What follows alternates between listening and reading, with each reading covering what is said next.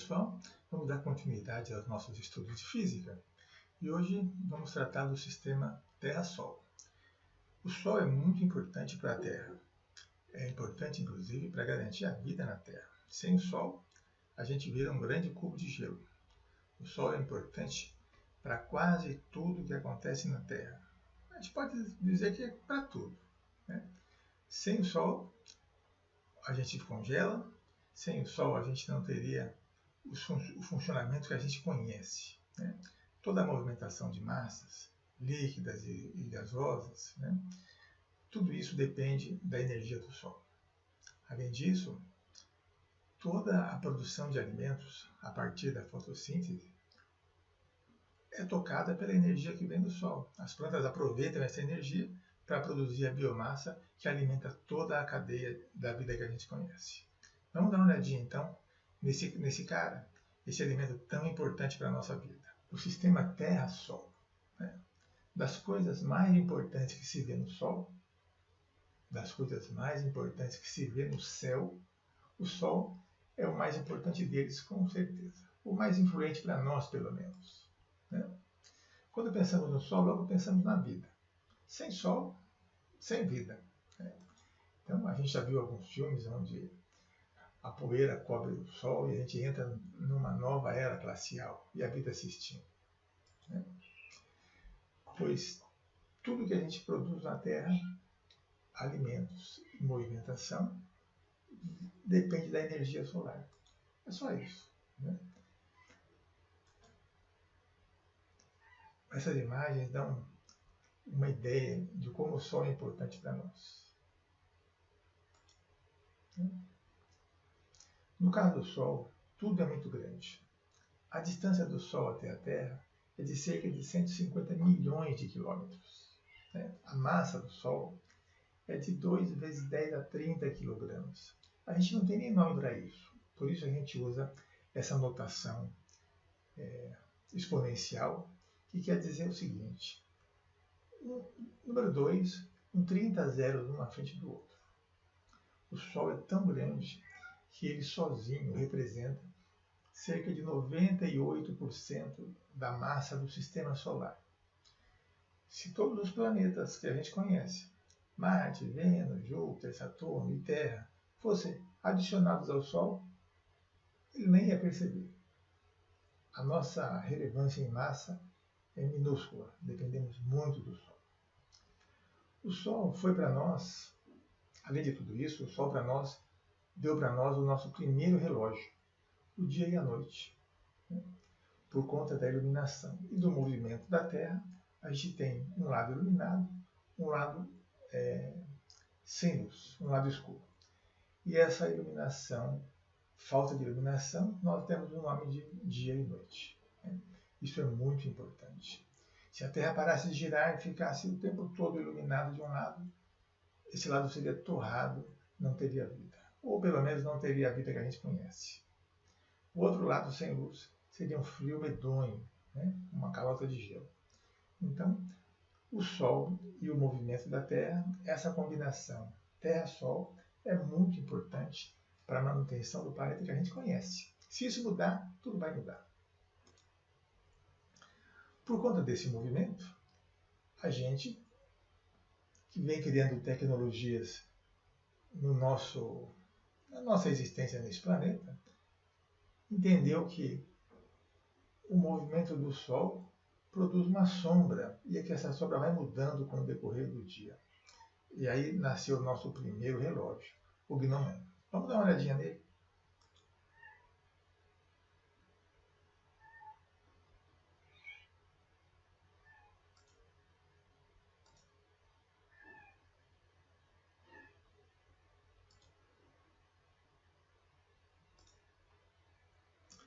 Perceberam o movimento?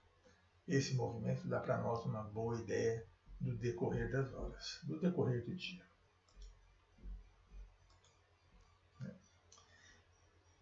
O movimento do Sol e o movimento da Terra em torno do Sol produz um outro efeito que é muito importante para a manutenção da vida no planeta.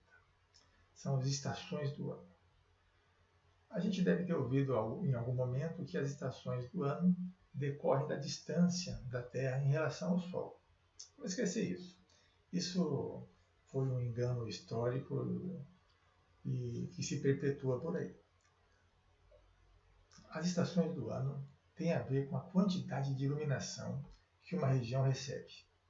Tem a ver com a inclinação do eixo da Terra enquanto faz o seu movimento em torno do Sol. Então, as estações do ano têm a ver com a inclinação do eixo de rotação da Terra no seu movimento de translação em torno do Sol. Essa inclinação é responsável pela quantidade de energia que chega numa certa região. Quanto mais energia chega nessa região, mais quente. Quanto menos energia, mais frio. E essa variação de quantidade de energia dá para nós primavera, verão, outono e inverno. Não tem nada a ver com a distância da Terra até o Sol. Perfeito? Vamos dar uma olhadinha nesse filme que eu separei para vocês e a gente vai ter uma boa ideia disso. A rotação da Terra em torno do próprio eixo se combina com o movimento de translação em torno do Sol, descrevendo uma elipse, que é quase uma circunferência no período de um ano. Em 24 horas, a Terra completa o movimento de rotação ao redor do próprio eixo, que é inclinado em relação ao plano da elipse, formando em qualquer dia do ano um ângulo de aproximadamente 23 graus e 27 minutos, com a direção perpendicular ao plano. Essa inclinação tem consequências que diferenciam ainda mais os diversos lugares deste nosso grande planeta azul. Veja só, as estações do ano ocorrem em épocas diferentes no hemisfério norte e no hemisfério sul. A inclinação do eixo de rotação da Terra, juntamente com o movimento realizado em volta do Sol, faz com que em cada localidade a incidência dos raios solares varie ao longo do ano. O hemisfério sul recebe a maior quantidade de luz solar quando a Terra está nesta posição. Isto ocorre em torno de 21 de dezembro e marca o início do verão. Em oposição, neste mesmo momento, no hemisfério norte, temos a menor quantidade de luz e o início do inverno. Quando a Terra está na posição oposta, é o hemisfério norte que recebe a maior quantidade de luz. Temos, então, o início do verão no hemisfério norte e o início do inverno no hemisfério sul. Isso acontece aproximadamente no dia 21 de junho. O início do outono e o início da primavera correspondem a outros dois momentos do movimento de translação. Quando a Terra está em cada uma dessas duas posições em que o hemisfério sul e o hemisfério norte ficam igualmente iluminados. O outono e a primavera também ocorrem de forma alternada nos hemisférios norte e sul, nos meses de março e setembro. A gente pode considerar que a trajetória descrita por uma localidade durante as 24 horas que a Terra leva para fazer uma rotação ao redor do próprio eixo é aproximadamente uma circunferência, e essa circunferência está em um plano paralelo ao Equador, determinado pela latitude dessa localidade. No dia em que se inicia o nosso verão, o hemisfério sul fica mais voltado para o Sol, e mais da metade da circunferência que uma localidade descreve é iluminada. É isso que faz com que o dia seja mais longo que a noite. Essa diferença é tão maior quanto maior for a latitude sul da cidade. No caso aqui de Porto Alegre, que está a 30 graus de latitude sul, quando começa o verão, o dia tem 4 horas a mais do que a noite. Por outro lado, nesse mesmo dia, à medida que a latitude sul diminui, vão diminuindo as horas de sol, até que no Equador, o dia e a noite têm o mesmo tamanho. Já no hemisfério norte, nesse dia, o número de horas de sol é sempre menor do que 12 horas e tão menor quanto maior for a latitude.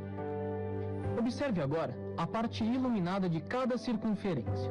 Ela representa as horas de sol nesse dia em localidades sobre 4 paralelos diferentes. Vamos considerar essa linha azul, que representa o paralelo de 72 graus de latitude norte.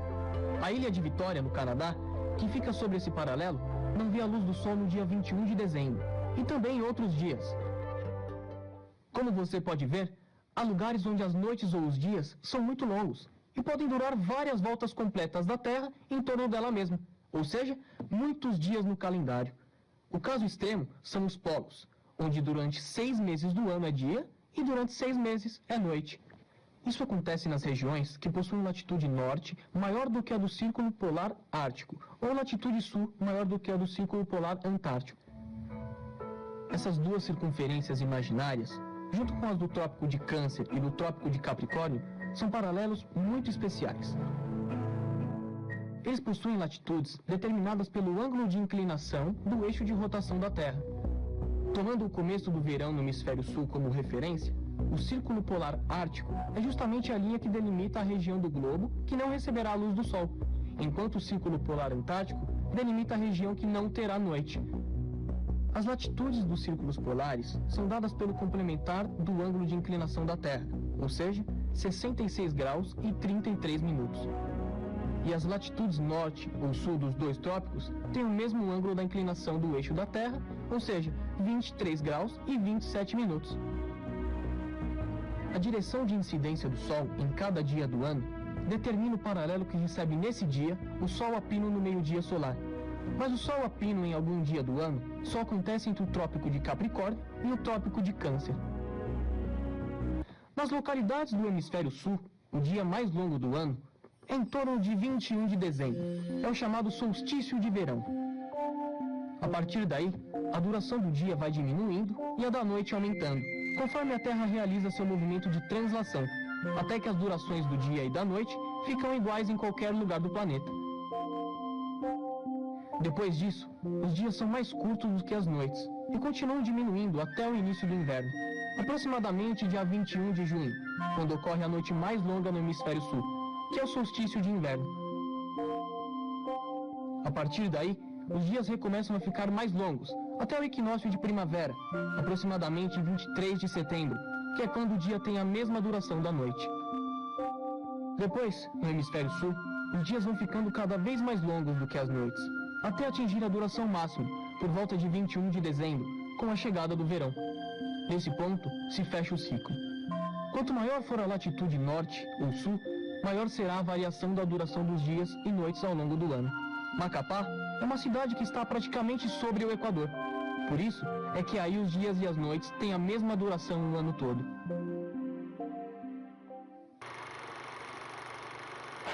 Muitas festas estão relacionadas ao ciclo das estações. No hemisfério norte, o solstício de inverno, que é quando ocorre a noite mais longa do ano, deu origem a uma celebração que foi preservada até hoje. São as chamadas Festas das Luzes, que anunciam que os dias recomeçarão a ficar mais longos passado o solstício de inverno no hemisfério norte. A data, aproximadamente 21 de dezembro, simboliza que daí em diante as luzes só irão aumentar. Já a Páscoa está ligada a festas de celebração da primavera que aconteciam no equinócio de primavera no hemisfério norte.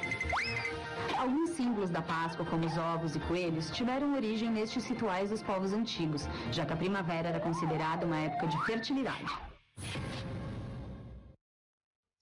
Perceberam como é importante essa relação do Sol e a Terra?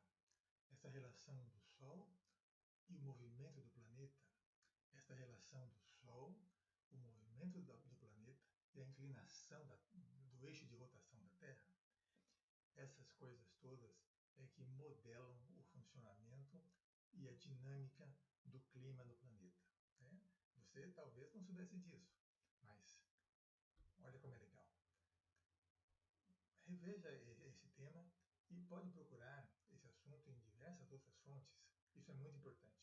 E nos vemos no próximo tema, no próximo vídeo.